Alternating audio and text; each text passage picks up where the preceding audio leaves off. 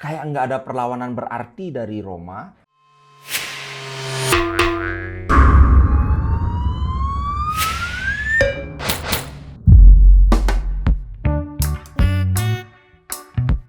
Halo Sobat Mumin, apa kabar? Oke, ini aku ngeliat ada satu artikel yang menarik sekali dari Sprinter dan aku mau terjemahin buat kawan-kawan. Semoga kawan suka konten model gini ya.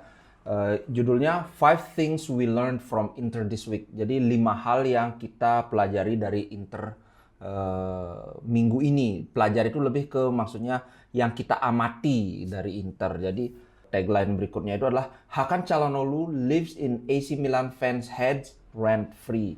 Kalau diterjemahin secara literal, Hakan Çalhanoğlu hidup di benak para fans Milan, nggak bayar sewa, rent free. Ini maksudnya mereka itu kepikiran terus sama Hakan Çalhanoğlu. Itu maksudnya idiom rent free gitu. Tapi sebelum itu aku mau bawain singkat aja beberapa update yang aku rasa cukup penting untuk disampaikan. Yang ini yang agak mengejutkan. Inter sedang mempertimbangkan untuk mengambil atau mengontrak Federico Bernardeschi karena dia akan tersedia bebas transfer akhir musim ini. Aku dulu lumayan suka sama Bernardeschi, tapi masalahnya dia posisinya itu penyerang sayap. Sedangkan di formasi Inter yang sekarang ini kita nggak pakai penyerang sayap, bro.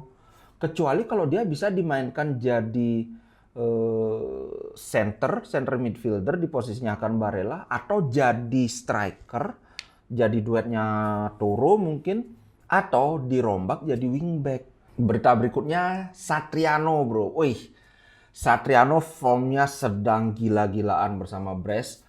Ini dia jadi incaran klub-klub Liga 1, La Liga, dan Premier League. Kemarin aku sempat baca, baru gosip aja ya. Katanya Tottenham Hotspur dari La Liga, kalau nggak salah Atletico Madrid atau apa ya, aku lupa. Cuma karena baru gosip, aku nggak terlalu mendalami. Kemudian dari Liga 1 juga. Kemarin aku sempat upload short video golnya dia. Waduh, ini Satriano ini top banget. Kemudian saingannya Satriano nih, Pinamonti, bro. Pinamonti juga sekarang lagi menggila di Empoli. Bahkan sampai-sampai Presiden Empoli, Fabrizio Corsi, dia bilang gini, Inter CEO BP Marotta complimented us for how we've developed Andrea Pinamonti. Jadi BP Marotta memuji Empoli untuk bagaimana mereka mengembangkan Andrea Pinamonti. Karena Pinamonti ini kan punya bakat yang bagus, cuma kalau di tim Inter Milan ya memang belum level di sana. Jadi ya pilihannya ya mesti dipinjamkan, dan di sana dia mulai ini. Sempat di awal musim nggak terlalu bagus, tapi sekarang kalau nggak salah Pinamonti 12 gol. Wih, gila. Ini cuma selisih 1 gol aja sama Scamacca. Ayo, gimana Scamacca 40 juta. Pinamonti gratis, tinggal ditarik aja. Sekilas tentang Pinamonti, kalau dari yang beberapa kali aku lihat, ini tipe striker number 9 klasik banget. Yang nggak banyak gocek, selalu berusaha mencari ruang tembak. Kalau aku lebih pilih Satriano sih. Kalau menurut kalian gimana? Cuma satu yang perlu dipikirkan, menurutku Satriano sekarang memang sedang menggila, tapi level Liga Prancis dengan Liga Italia kayaknya lebih susah Liga Italia sih. Jadi di satu sisi Satriano lagi hot banget, Pinamonti baru belakangan ini mulai menanjak, tapi dia mainnya di Liga Italia. Gimana nih kalau menurut kawan-kawan, kalau harus memilih siapa yang ditarik, apa Pinamonti apa Satriano? Oke, sekarang ke menu utama, yaitu 5 things we learned from Inter this week. Nah, langsung saja. Inter followed up their spectacular win over AC Milan in midweek by disposing of Jose Mourinho's Roma. Jadi Inter melanjutkan kemenangan mereka yang spektakuler lawan AC Milan dengan mengalahkan Romanya Jose Mourinho. A very comfortable 3-1 victory at San Siro showed the makings of potential champions in an Inter side full of confidence. Wih, ini satu kalimat tapi panjang banget. Jadi kemenangan 3-1 yang sangat nyaman. Sangat nyaman ini maksudnya kayak nggak ada perlawanan berarti dari Roma. Menunjukkan jejak menuju kandidat juara Serie A. di Inter yang penampilannya sangat penuh percaya diri. Setuju banget sih. Oke, langsung saja. Here's what we learn from comfortable win at San Siro. Ini yang kami amati dari kemenangan di San Siro. Pertama, dangerous Denzel. Jadi Denzel yang berbahaya. Denzel itu maksudnya si Dum-Dum. Denzel Dumfries has the makings of a match winner in his current state. Jadi Dumfries dia punya sesuatu yang dibutuhkan untuk menentukan kemenangan di performa dia yang sekarang. A player who has found it tough at times to settle at the club. Jadi pemain yang awalnya mengalami kesulitan untuk beradaptasi. Dumfries became the first defender to score home and away against Roma since the great Giacinto Facchetti. Jadi Dumfries menjadi pemain bertahan pertama yang membuat gol di home dan away, di kandang dan tandang melawan Roma. Ini sejak eranya Giacinto Facchetti. Wih gila, sudah lama banget. Hebat juga Dum-Dum. The positions that the Dutchman takes up on the field are frightening. Posisi yang diambil oleh orang Belanda di lapangan ini sangat menakutkan. Perhaps even more deadly than Achraf Hakimi. Wih gila, bahkan mungkin lebih mematikan dari Achraf Hakimi. Wih, ini banyak yang ke-trigger nih kalau gini nih. A fifth goal of the season to add to his 6 assists show him to be the standout wingback in Serie A stats-wise this year. Jadi gol kelima yang ditambahkan ke 6 asisnya menunjukkan bahwa dia wingback yang sangat menonjol di Serie A secara statistik. Not bad for 12.5 million. Jadi untuk pemain yang harganya cuma 12,5 juta ini tidak jelek. Ini lebih dari sekitar tidak jelek, bro. Ini bagus banget. 12,5 juta loh. Wih, gila sih Dumfries. Bahkan mungkin lebih berbahaya dari Achraf Hakimi. Karena ya kebetulan formnya Achraf Hakimi sekarang di PSG nggak seheboh ketika dia di Inter. Itu sih kenapa dia berani bilang mungkin lebih berbahaya gitu. Nah yang kedua nih, bisa-bisa ini nih ada fans Milan yang kesel dengar Hakan Çalhanoğlu lives in AC Milan fans head rent free. Jadi Hakan Çalhanoğlu hidup di kepala fans Milan, nggak bayar sewa. Maksudnya mereka kepikiran terus sama Hakan. After his excellent social media post on Tuesday night, Hakan Çalhanoğlu has spent the week torturing the Rossoneri faithful. Mungkin kawan-kawan ada yang lihat postingan Instagramnya Hakan ya, aku nggak akan tampilin biar nggak jadi bahan bertengkar ntar. Jadi setelah postingan sosial medianya yang istimewa di Tuesday night, Hakan menghabiskan minggu ini dengan menyiksa fans AC Milan. Gila. Ini bikin kalimatnya ini banget ini, kayak apa ya? Kayak nyenggol-nyenggol banget. A win in the derby added to a fine individual performance against Roma in which he provided 2 assists makes this week one to remember for the Turkey international. Jadi kemenangan di derby lawan AC Milan ditambahkan dengan performa yang bagus lawan Roma di mana dia menyediakan 2 assist menjadikan minggu ini sebagai minggu untuk dikenang bagi pemain internasional Turki ini. Ih gila, ini ada kalimat puitis juga nih. The former Hamburg maestro has certainly proved to be excellent value and now finds himself at the top of the league's assist charts. Jadi pemain yang dulunya maestro Hamburg ini sudah membuktikan dirinya sebagai nilai yang istimewa dan sekarang menempatkan dirinya di top assist chart. Jadi di klasemen pemberi assist itu dia sudah masuk jajaran top. Brahim Diaz who? Wah, ini manas-manasin, ini ngompor-ngomporin ini. Karena kan Hakan Çalhanoğlu dilepas sama AC Milan, terus mereka beli Brahim Diaz sebagai ceritanya pengganti Hakan Çalhanoğlu. Dan dulu memang diejek-ejek banget sih Hakan sama fans Rossoneri. Ya wajar sih, namanya sakit hati kan. Terus mereka bilang, wah ini Brahim Diaz lebih bagus. Wah pokoknya dipuji setinggi langit. Toto setelah perjalanan yang hampir 1 musim kelar ini memang performa Hakan dan Brahim Diaz ya harus diakui memang jauh lah lebih bagus. Lihat aja di ini kan Brahim Diaz berapa assist, Hakan berapa assist. Ya ini objektif aja sih, bukan mau menyepelekan. Kemudian yang ketiga, Bastoni do a break. Jadi Bastoni kayaknya perlu istirahat. Sure, he didn't start against Roma, but perhaps more extended break on the sidelines could do Alessandro Bastoni some real good. Jadi, oke, memang betul dia nggak jadi starter lawan Roma, tapi kayaknya istirahat yang lebih panjang lagi akan sangat berguna untuk Alessandro Bastoni. After complaining of cramp against Milan and being taken off, the Italy international looked jaded and feeling the heat of what has been a massive few months. Jadi setelah komplain karena kram lawan Milan dan kemudian ditarik keluar, pemain Italia ini kelihatannya agak kayak mainnya nggak total, nggak full karena dia kelihatan jaded itu kayak goyang, rapuh gitu. A young player playing at his level is so rare to see. Jadi pemain muda yang bermain di level dia itu sangat jarang kelihatan. Ya bener, umurnya baru 23 bro. And it must not be underestimated that he is still a developing talent, which is a very frightening thought. Dan juga jangan sepelekan bahwa dia itu masih dalam fase berkembang, karena baru 23 tahun bro, masih umur anak kuliahan.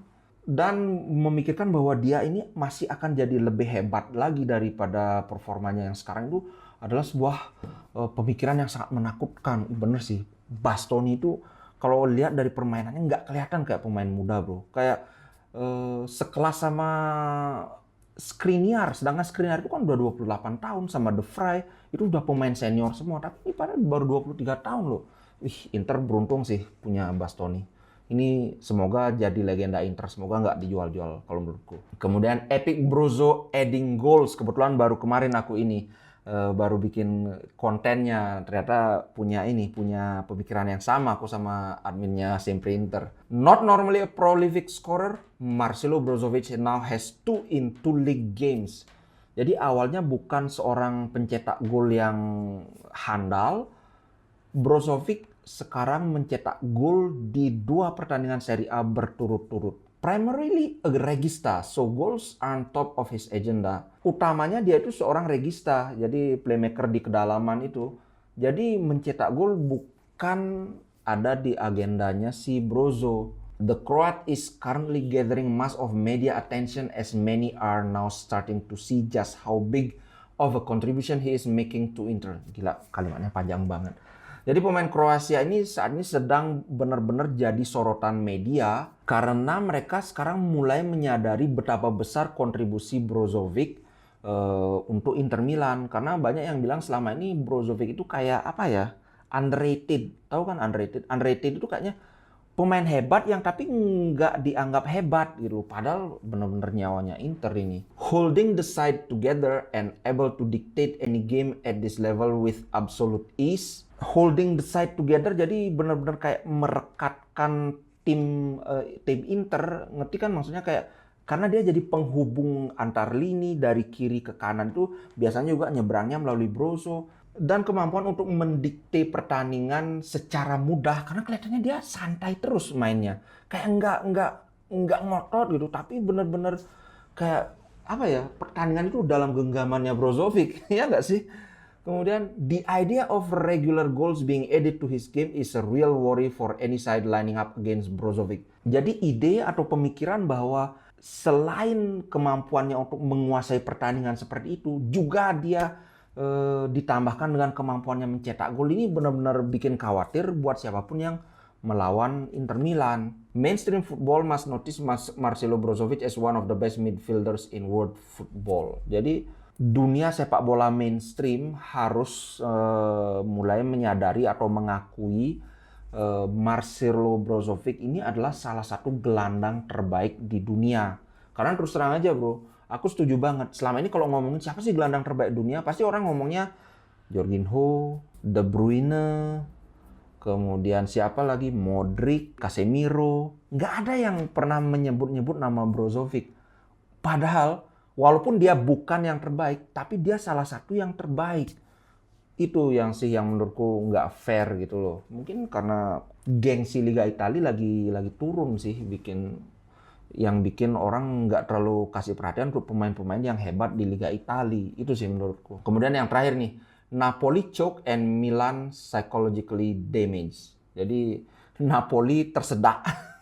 Tersedak itu maksud kalau bahasa kita tersandung, dan Milan rusak secara psikologis. After thumping Milan in the Coppa semifinal, Inter gained a significant mental advantage. Jadi setelah menghancurkan Milan di semifinal Coppa, Inter mendapatkan keuntungan mental yang sangat signifikan. Jadi sure, this wasn't league action and they're far from out the title race. Jadi ya betul, pertandingan itu memang bukan ada di liga dan mereka masih jauh sekali dari kata terlempar dari persaingan Scudetto. But it must not be underestimated the damage a title defeat can do, as we saw in the previous derby which saw Inter fall off and Milan grow strong. Nah ini, tapi jangan remehkan kekalahan itu, dimana kita lihat sendiri gimana ketika Inter kalah lawan Milan, Inter menurun dan Milan menanjak. Jadi sekarang kemungkinan berbalik ini situasinya. Jadi Milan kalah lawan Inter, Inter menanjak, ya Milan yang ngedrop. Although Rossoneri did beat Lazio with the late Sandro Tonali winner. Jadi walaupun Milan mengalahkan Lazio pada akhirnya, tapi itu pun sudah di menit-menit akhir gitu loh. Napoli, as they seem to do, have dropped away in typical Spalletti fashion. Jadi Napoli tersandung dengan cara yang kayaknya khas Spalletti banget. Kalau ingat Spalletti waktu dia masih pegang Inter kan memang sering kayak gini. A poor defeat against Empoli hit them for 6 and now sees them with a real task to catch the two Milan sides as games run out. Jadi kekalahan yang sangat poor itu sangat jelek gitu loh. Kekalahannya kan jelek sekali. Kasihan Napoli sebenarnya. Sampai menit 80 mereka pegang 2-0, tahu-tahu tiba-tiba kalah 3-2. Kasihan banget sebenarnya Napoli. Habis kekalahan ini mereka benar-benar sulit untuk tetap bersaing menuju Scudetto. Aduh, aku setuju sih. Kayaknya sekarang tinggal Inter lawan AC Milan aja. Inter have the best run in on paper and now appear to be full of confidence. Jadi di atas kertas penampilan Inter sedang bagus-bagusnya dan sekarang mereka sedang sangat percaya diri. They know that winning all of their games will win them the title too, which gives them a real edge knowing that their fate is in their own hands. Kalau Inter bisa memenangkan semua pertandingan ini, maka Inter pasti juara. Jadi artinya nasib Inter itu benar-benar ditentukan di tangan Inter sendiri. Kita nggak perlu ngarepin yang lain kalah, tapi yang penting kita fokus, kita bisa menang, nggak perlu ngarepin yang kalah. Kalau kita menang terus ya udah kita juara. The thought that Inter were favorite for the league was perhaps a little optimistic. A few weeks back now looks to be fruitful. Game on. Ini kayaknya agak ngaco deh kalimatnya, tapi aku coba terjemahkan aja ya. Jadi kalau ngeliat penampilan minggu-minggu kemarin, kelihatannya kalau bilang Inter itu favorit Scudetto itu kayak terlalu optimistik. Jadi tapi sekarang ini justru sekarang berbuah manis. Jadi game on lah istilahnya. Oke guys, itu agak panjang karena nerjemahan ini kayaknya banyak pola kalimatnya yang agak nggak standar. Jadi aku agak kesulitan juga menerjemahkan. Anyway, terima kasih sudah mau nonton konten kali ini. Sampai jumpa di konten ngomin berikutnya. Ciao guys!